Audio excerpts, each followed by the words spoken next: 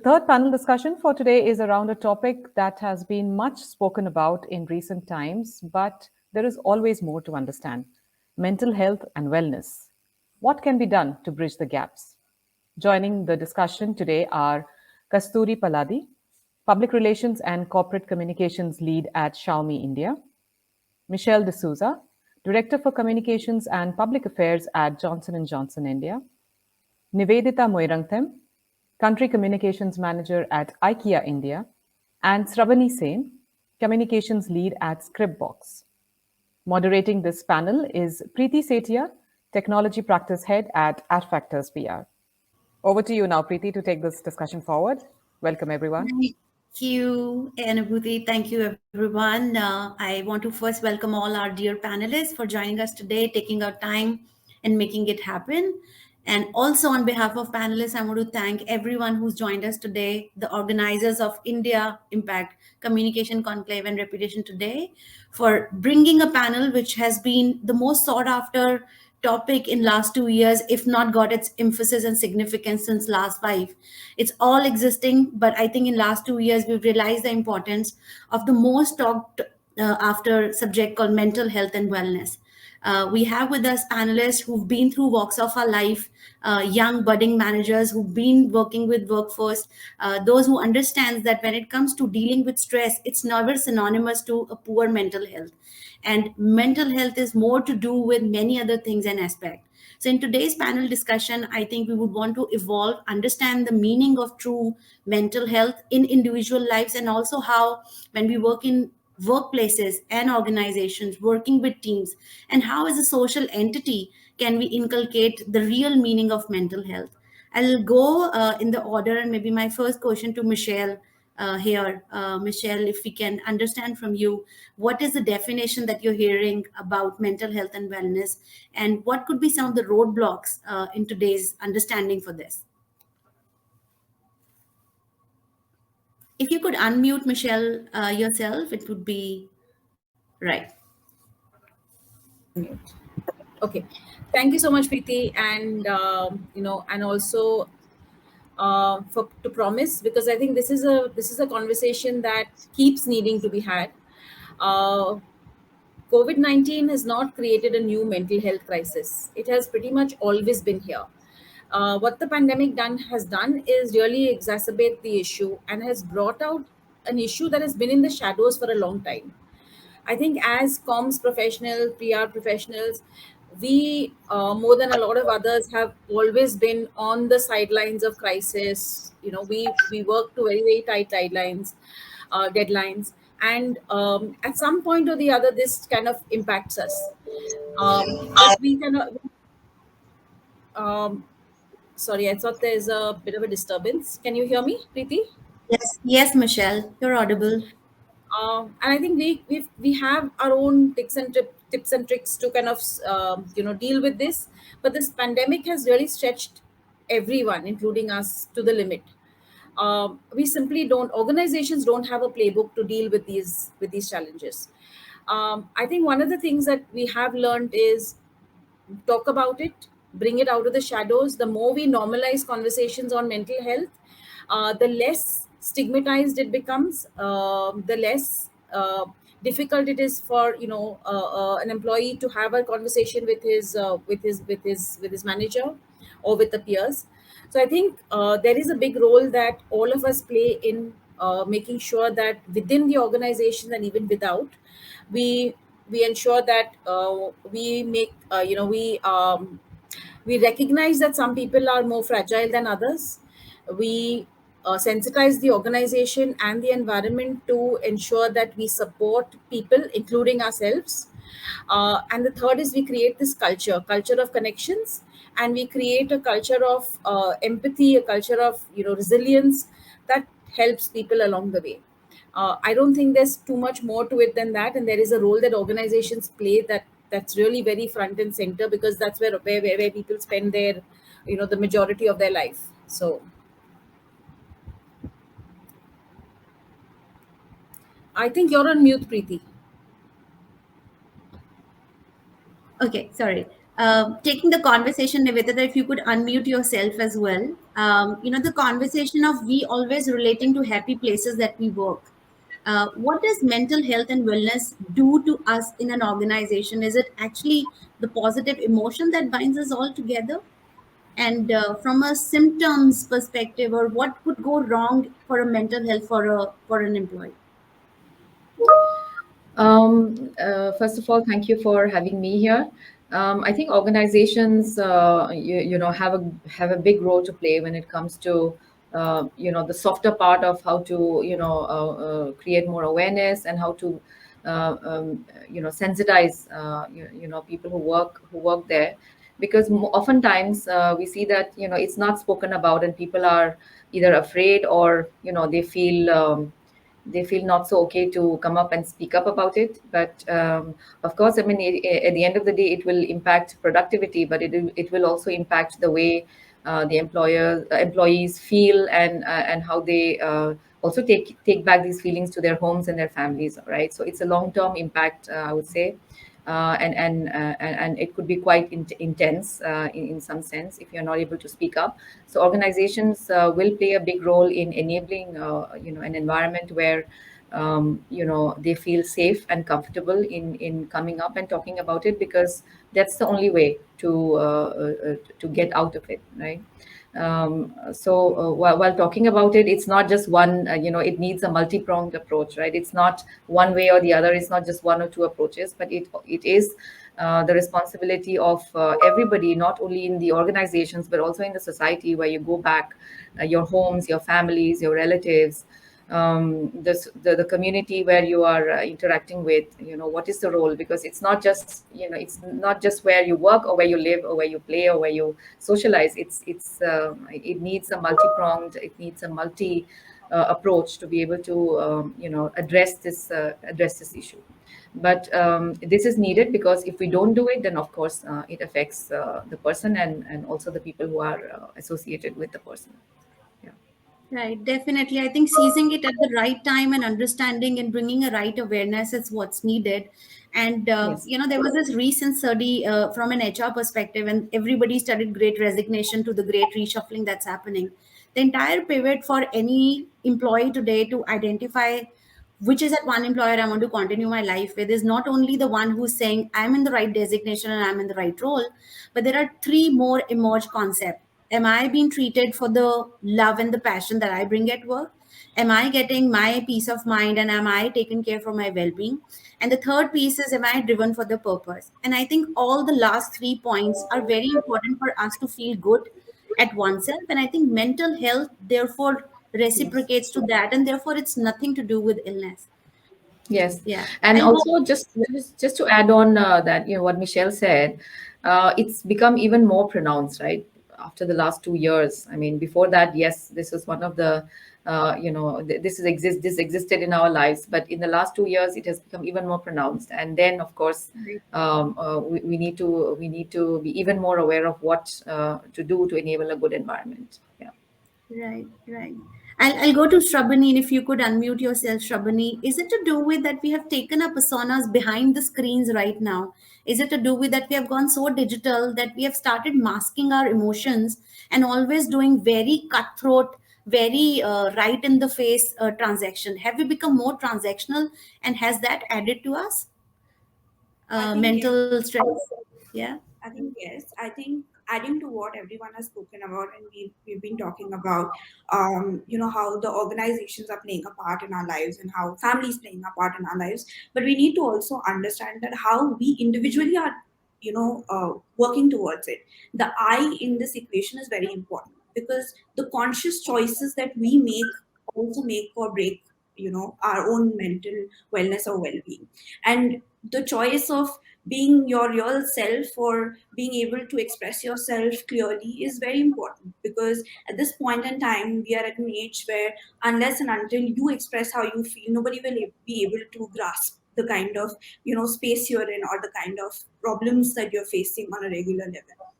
So that I plays a very important and a very significant role in our lives, and I think every individual has that right to be able to speak for themselves, because if they are putting in that kind of effort to, their organizations, to the firms, they also have the right to get that kind of appreciation and encouragement from the organization to take care of themselves on a regular basis as well. So I really feel that that's very important, and that should not be neglected at all.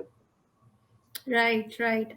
And I think the composition around you is changing, And in last 2 years, because of the hybrid model where you didn't get the chance to meet people, you've not been able to show empathy. You've been able to talk empathy, but you've not been able to express empathy. Do you think that has become a big challenge?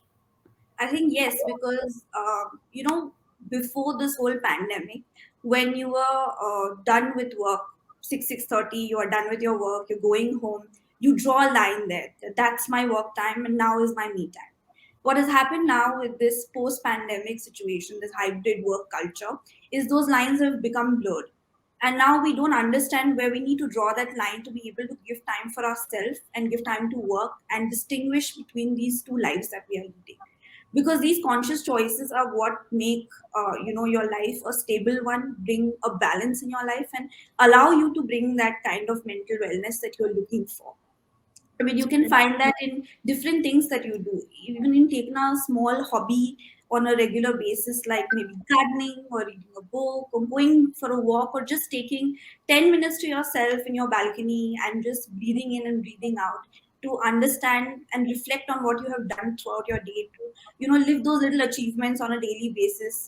That's just very important, but we've not been able to process that fully, and that's something that we need to do, and we need to consciously have a conversation about it, like Michelle pointed out. So that's definitely something that we should look forward to doing. All right. I may request Kasturi to unmute herself. And all that we have heard from Michelle, Nivedita, and Srabani, we need to be well aware. We need to have the right conscious. We need to seize and look at what's causing us the mental issues, and how do we make sure that we're stepping up to get the better self of ourselves, the happy one, the happy me. There is also the other side of the mirror, which is the toxicity. What are the triggers today? So if you could unmute yourself, Kasturi, we could hear from you. What are the challenges and what are the origins and triggers for toxicity at work culture?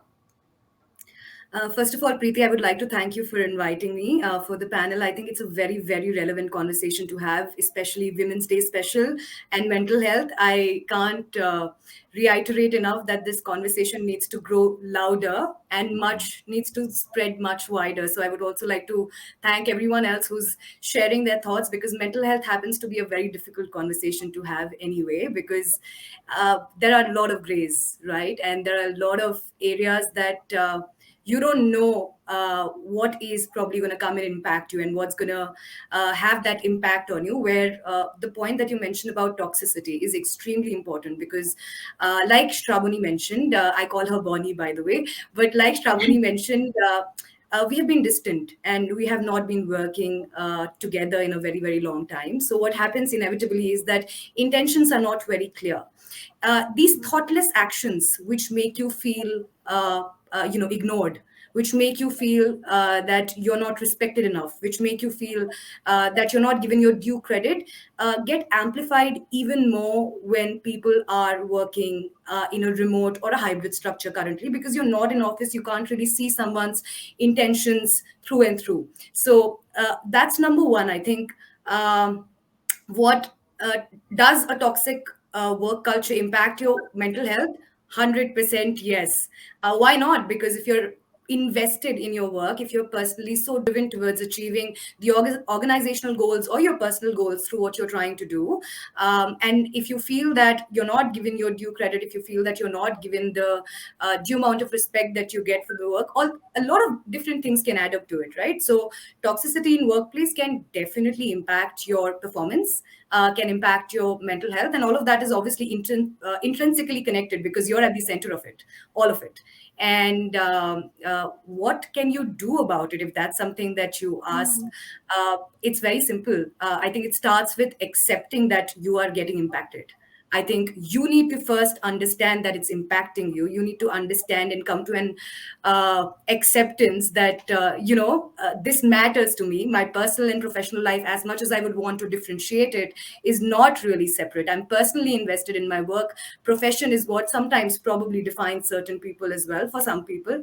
And inevitably, there is a connection that cannot be denied, right? So it starts with acceptance that, yes, a toxic workplace is impacting me. That's where you can probably, I'm not a mental health expert, so I can't really say about the action plan, but that's where I think the movement in terms of what you can do next can even come into an existence, right? There is enough and more help that's available. And I think I was reading a couple of tweets that were being made very recently, because there's a helpline that has been launched for mental health awareness, right? And people can use that helpline to reach out to experts and seek help, etc. But for me, does toxic work culture impact you and mental health? 100%. And are there ways of figuring it out? 100%. But it starts with you first acknowledging that it does.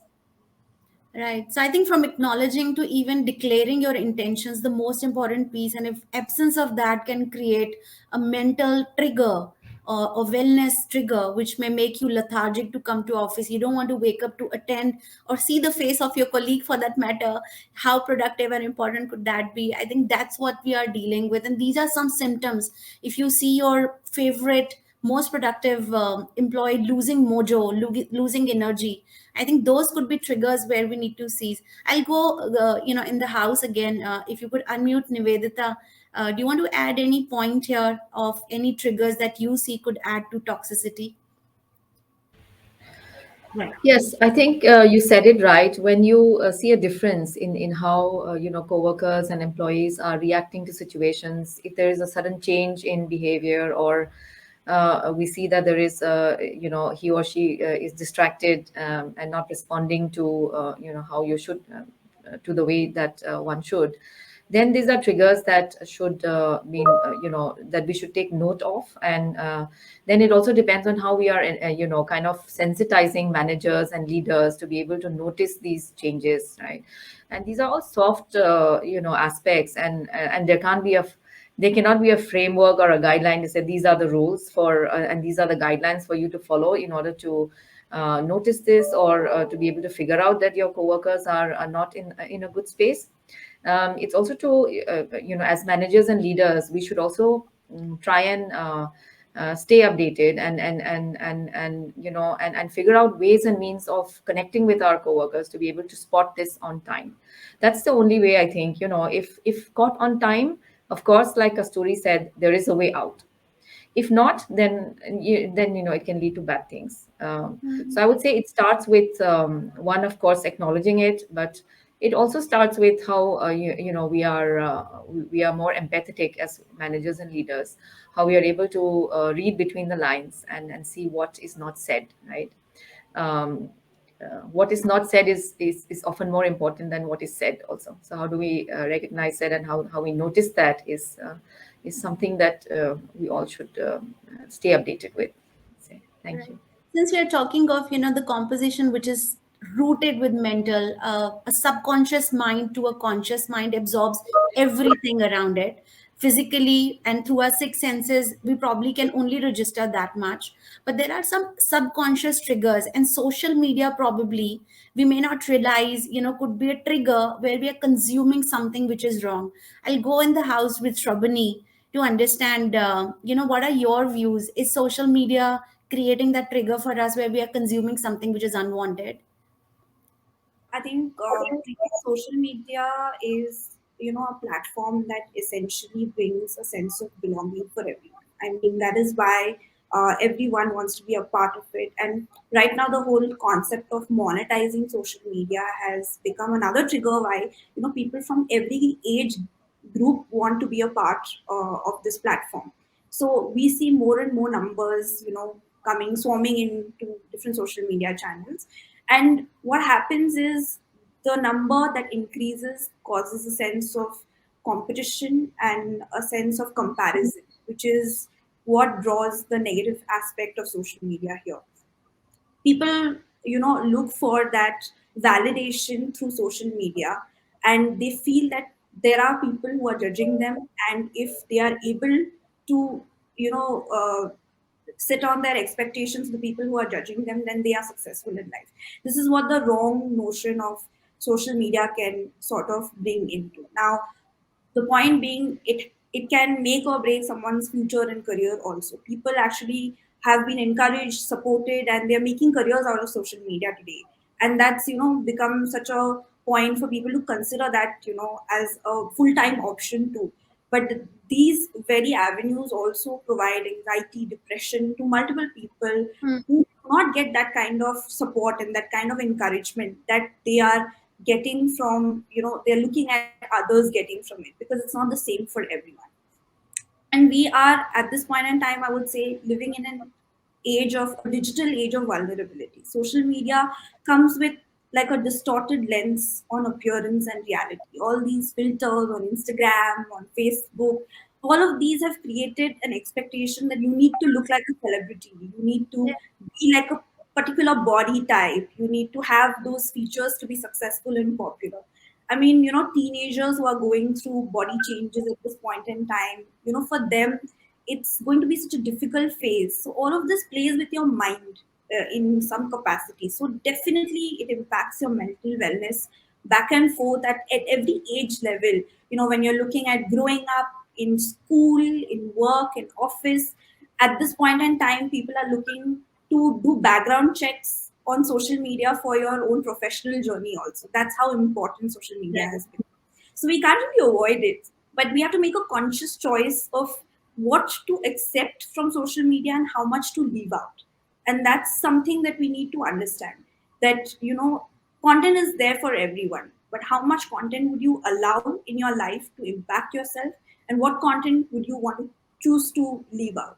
So that's how I think social media has been impacting, but that's how we feel that we can make, you know, a choice of what to do and what not to do with social media today.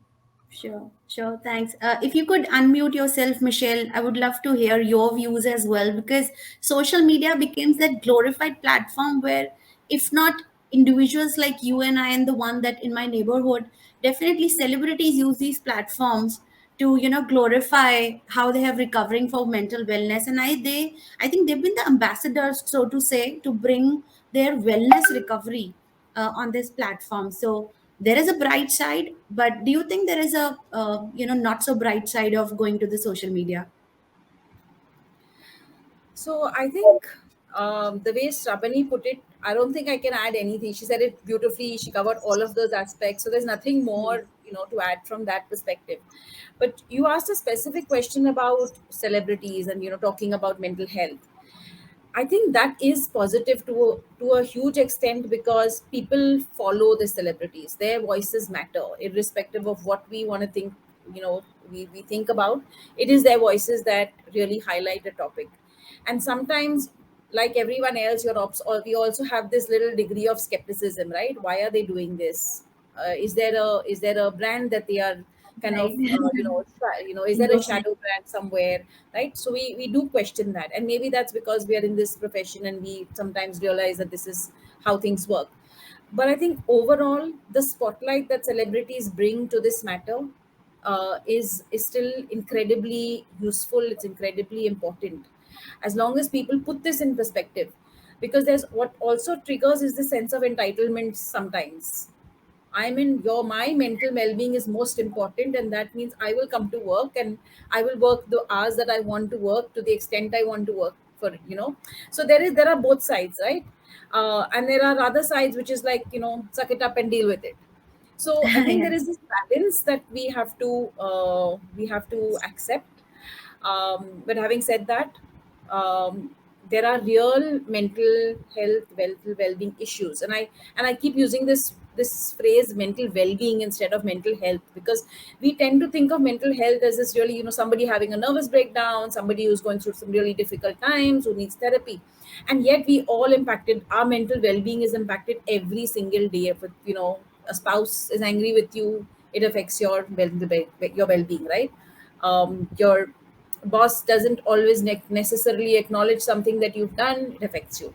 And we can't pretend it doesn't affect us. So I think what we need to do is be conscious that if this how is impacting us, then what we say, what we do, and what we don't say and what we don't do also impacts the teams that we work with.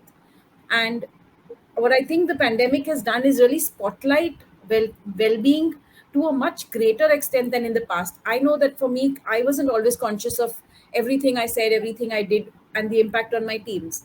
But with Right. all this constant battering of well-being during the Yeah. pandemic, I am far more conscious now. I think it makes me a better person. It makes me more accepting of people. It more accepting of timelines and even the agencies we deal with. I'm far more, I think, relaxed and flexible with some of the things than I used to be 2 years ago.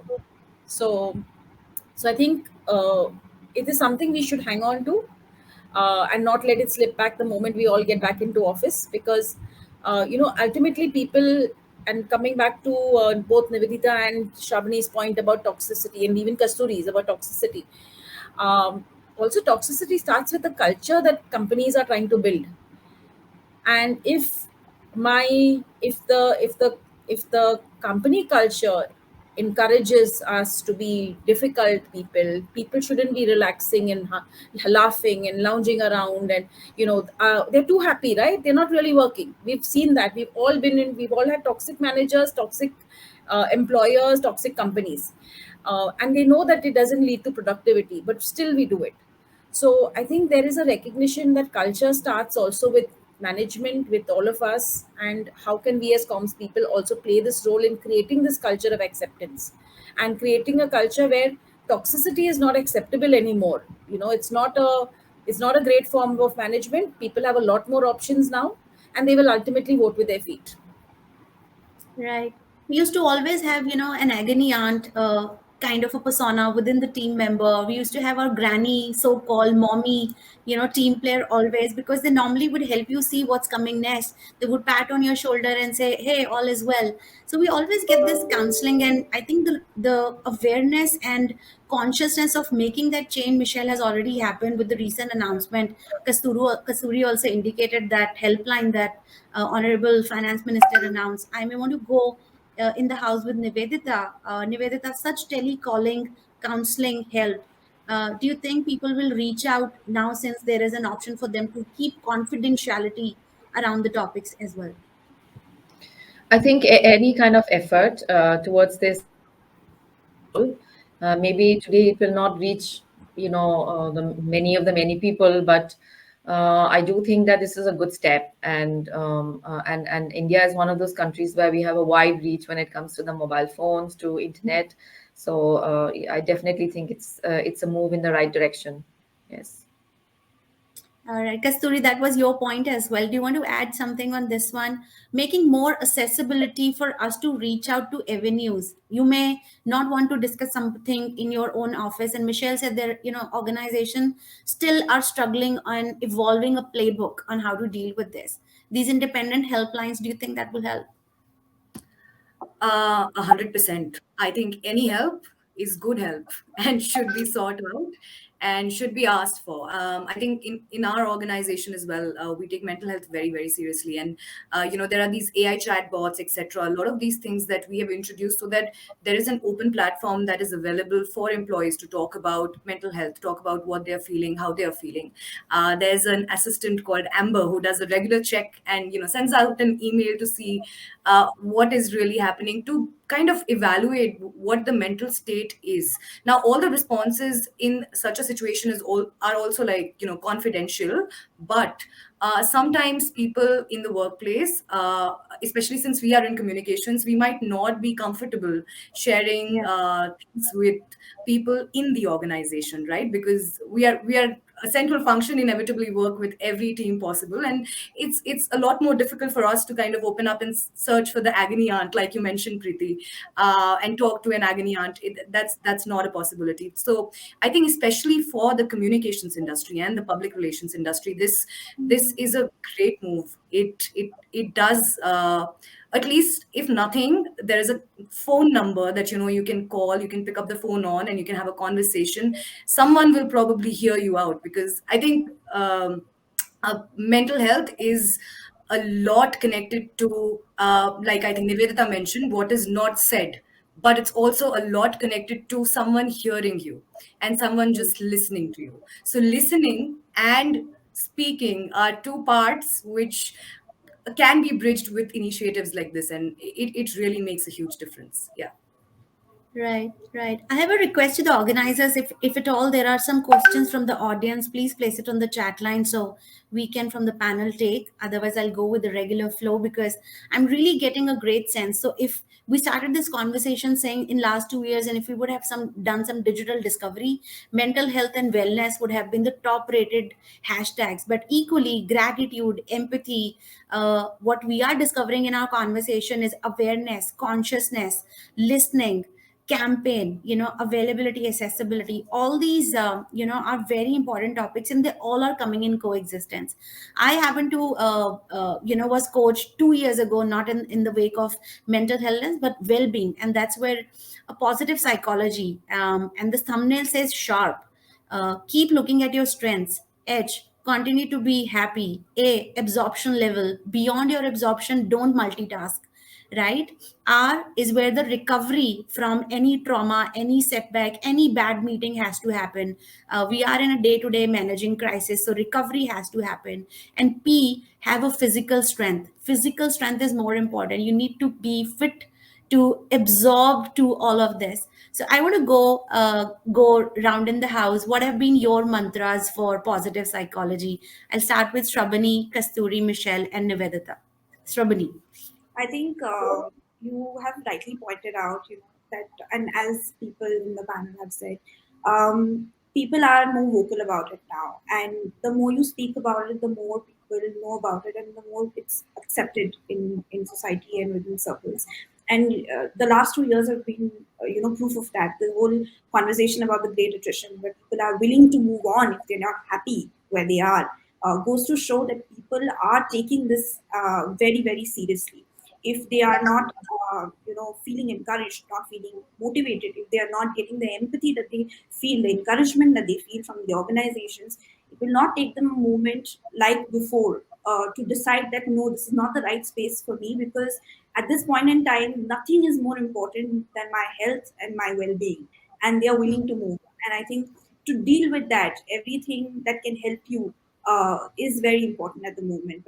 When we're talking about listening, I think the best way to go is to resort to your family. I think you will always have a hearing, perspective, someone to hear you out from your family, from your own parents, siblings, whoever you feel can hear you out. You can just have a conversation with them and you can let it out, because everyone goes through tough days. And here we are not getting an outlet, caged up in their houses to go out and maybe do things that could freshen you up, that could relax you, rejuvenate you earlier, that we did. We traveled, we hung out with friends, we had a good time. Mm. During the pandemic, we didn't have those choices. I think speaking and spending time with your loved ones and doing what makes you happy. I mean, I have seen people using adult coloring books these days. That makes them happy, then do it. I mean, whatever gives you that little bit of joy in the day, even if it's for 10 minutes, watching your favorite show, sitting out and listening to some music. I think every small ounce of activity that can add to your joy in the day can give you that kind of transparency about how you can deal with the next coming day. I think that's very important. Great. Let's hear from Kasturi. How do you bounce back? How do you keep the mojo in you? Very simple funda and very simple mantra. Eat right, please eat all your meals. Because, mental health, I mean, honestly, it's chemicals in your brain. And chemicals are fueled by there in your system.